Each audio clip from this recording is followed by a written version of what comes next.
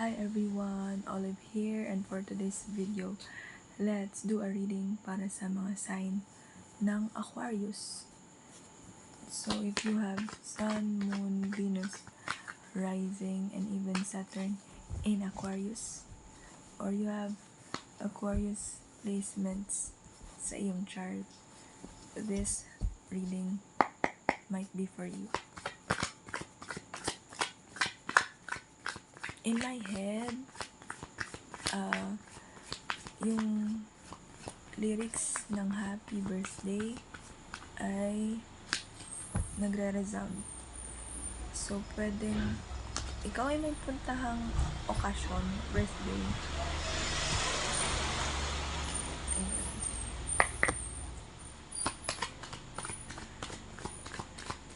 Messages ng baraha o mensahe ng baraha para sa mga Aquarius.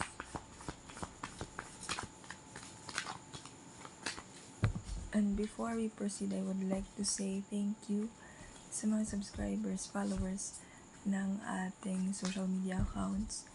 And sa mga gusto ng private readings, just message me sa aking TikTok accounts or email me.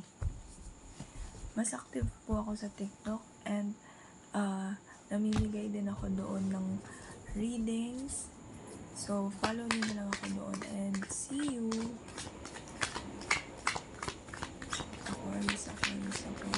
Aquarius.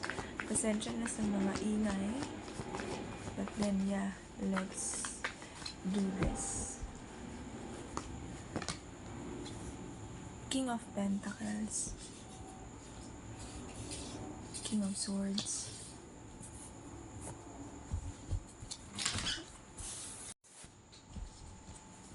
Aquarius. The Fool.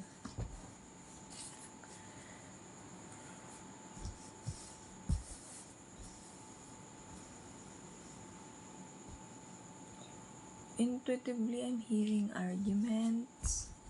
Pwedeng nagkaroon or magkaroon ng arguments related sa kaperahan here.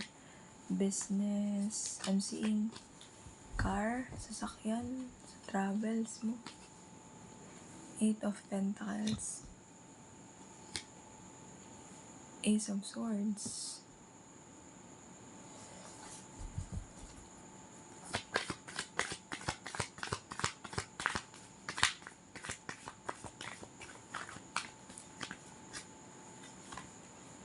Ace of Wands. The Lovers. Somebody's holding back a new beginning with you. Here, ano pa? Death card. A 5 of Cups. And the Devil. Knight of Cups. 7 of Cups. 3 of Wands. 8 of Wands. Queen of Cups. So again, this is a reading para sa sign ng Aquarius. So, yeah, let's do it. Arguments, misunderstandings, miscommunication. Somebody here, pwedeng ikaw to,